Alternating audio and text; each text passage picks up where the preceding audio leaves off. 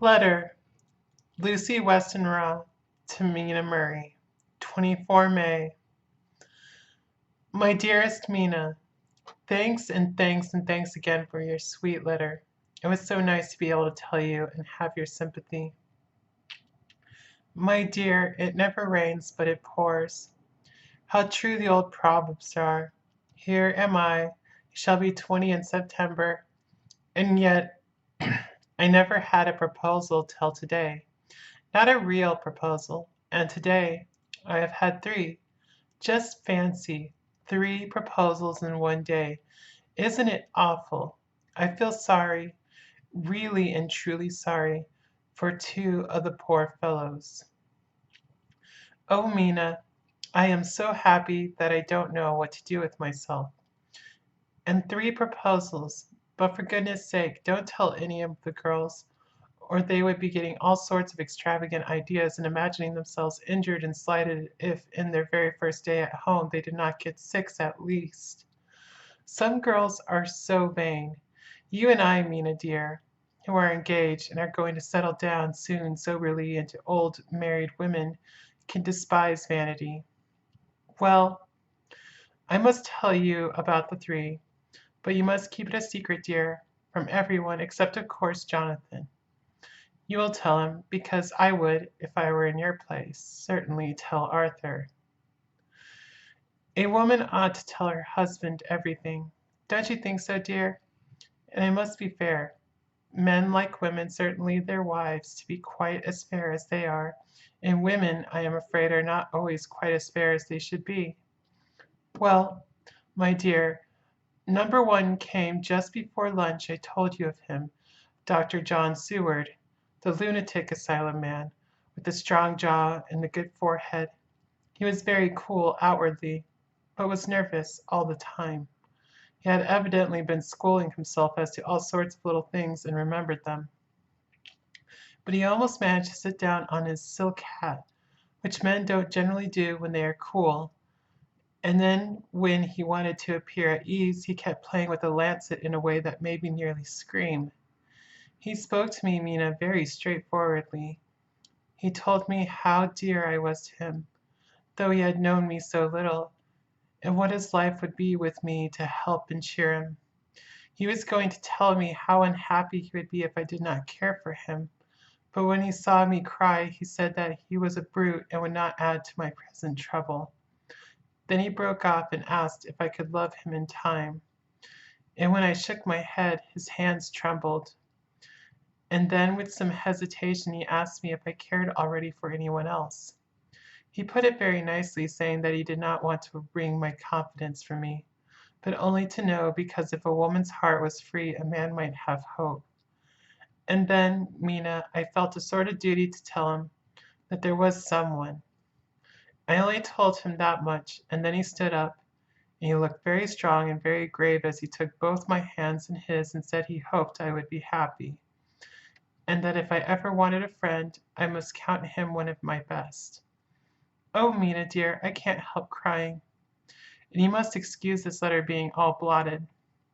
Being proposed to is all very nice and all that sort of thing, but it isn't at all a happy thing when you have to see a poor fellow, whom you know loves you honestly, going away and looking all broken-hearted, and to know that, no matter what he may say at the moment, you are passing quite out of his life. My dear, I must stop here at present. I feel so miserable, though I am so happy. Evening. Arthur has just gone, and I feel in better spirits than when I left off, so I can go on telling you about the day. Well, my dear, number two came after lunch. He is such a nice fellow, an American from Texas, and he looks so young and so fresh that it seems almost impossible that he has been to so many places and he has such adventures. I sympathize with poor Desdemona when she had such a dangerous stream poured in her ear, even by a black man. I suppose that we women are such cowards that we think a man will save us from fears when we marry him. I know now that I would do if I were a man and wanted to make a girl love me. No, I don't, for there was Miss Morris telling us his stories, and Arthur never told any, and yet, my dear, I am somewhat previous. Mr. Quincy P. Morris found me alone. It seems that a man always does find a girl alone. No, he doesn't, for Arthur tried twice to make a chance, and I helping him all I could. I'm not ashamed to say it now. I must tell you beforehand that Mr. Morris doesn't always speak slang. That is to say, he never does so to strangers or before them, for he is really well educated and has exquisite manners. But he found out that it amused me to hear him talk American slang, and whenever I was present and there was no one to be shocked, he said such funny things. I am afraid, my dear, he has to invent it all, for it fits exactly into whatever else he has to say. But this is a way slang has. I do not know myself if I shall ever speak slang. I do not know if Arthur likes it, as I have never heard him use any of it yet. Well, Mr. Morris sat down beside me and looked as happy and as jolly as he could, but I could see all the same that he was very nervous. He took my hand in his, and ever so sweetly. Miss Lucy, I know I ain't good enough to regulate the fixins of your little shoes, but I guess if you wait till you find a man that is, you will go join them 7 young women with the lamps when you quit. Won't you just hitch up alongside of me and let us go down the long road together, driving in double harness? Well, he did look good, and so good-humored and so jolly that it didn't seem half so hard to refuse him as it did poor Dr. Seward. So I said as lightly as I could that I did not know anything of hitching, and that I wasn't broke into harness at all yet. Then he said that he had spoken in a light manner, and he hoped that if he had made a mistake in doing so on so grave, so momentous an occasion for him, I would forgive him. He really did look serious when he was saying it, and I couldn't help feeling a bit serious too. I know, Mina, you will think me a horrid flirt, though I couldn't help feeling a sort of exultation that he was number 2 in one day. And then, my dear, before I could say a word, he began pouring out a perfect torrent of love-making, laying his very heart and soul at my feet. He looked so earnest over it that I shall never again think that a man must be playful always, and never earnest because he is merry at times.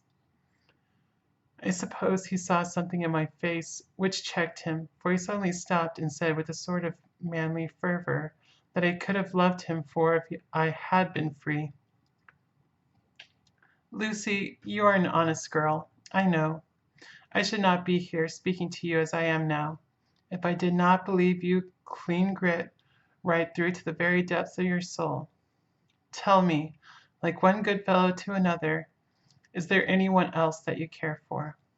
And if there is, I'll never trouble you a hair's breadth again, but will be, if you will let me, a very faithful friend. My dear Mina, why are men so noble when we women are so little worthy of them? Here was I almost making fun of this great-hearted true gentleman. I burst into tears. I am afraid, my dear, you will think this a very sloppy letter in more ways than one. And I really felt very badly. Why can't they let a girl marry 3 men, or as many as want her, and save all this trouble? But this is heresy, and I must not say it.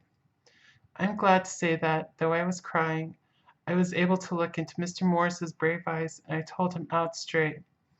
Yes, there is someone I love, though he has not told me yet that he even loves me. I was right to speak to him so frankly, for quite a light came into his face, and he put out both hands and took mine. I think I put them into his, and he said in a hearty way, "That's my brave girl. It's better worth being late for a chance of winning you than being in time for any other girl in the world. Don't cry, my dear. If it's for me, I'm a hard nut to crack, and I take it standing up. If that other fellow doesn't know his happiness, well, he'd better look for it soon, or he'll have to deal with me. Little girl, your honesty and pluck have made me a friend, and that's rarer than a lover. It's more unselfish, anyhow. My dear, I'm going to have a pretty lonely walk between this and kingdom come. Won't you give me one kiss? It'll be something to keep out the darkness now and then. You can, if you like, for that other good fellow. He must be a good fellow, my dear, and a fine fellow, or you cannot love him. Hasn't spoken yet. That quite won me, Mina, for it was brave and sweet of him, and noble too, to a rival, wasn't it? And he so sad. So I leant over and kissed him. He stood up with my two hands in his, and as he looked down into my face, I am afraid I was blushing very much. He said, "Little girl, I hold your hand, and you've kissed me, and if these things don't make us friends, nothing ever will.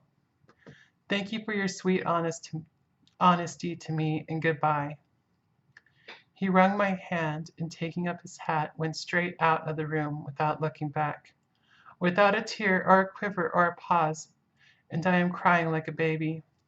Oh, why must a man like that be made unhappy, when there are lots of girls about who would worship the very ground he trod on? I know I would if I were free, only I don't want to be free.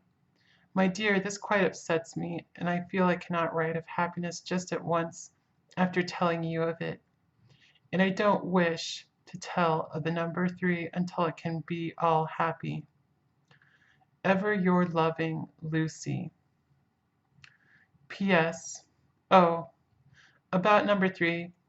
I needn't tell you of number 3, need I? Besides, it was all so confused, it seemed only a moment from his coming into the room till both his arms were round me and he was kissing me. I am very, very happy, and I don't know what I have done to deserve it. I must only try in the future to show that I am not ungrateful to God for all his goodness to me in sending to me such a lover, such a husband, and such a friend. Goodbye.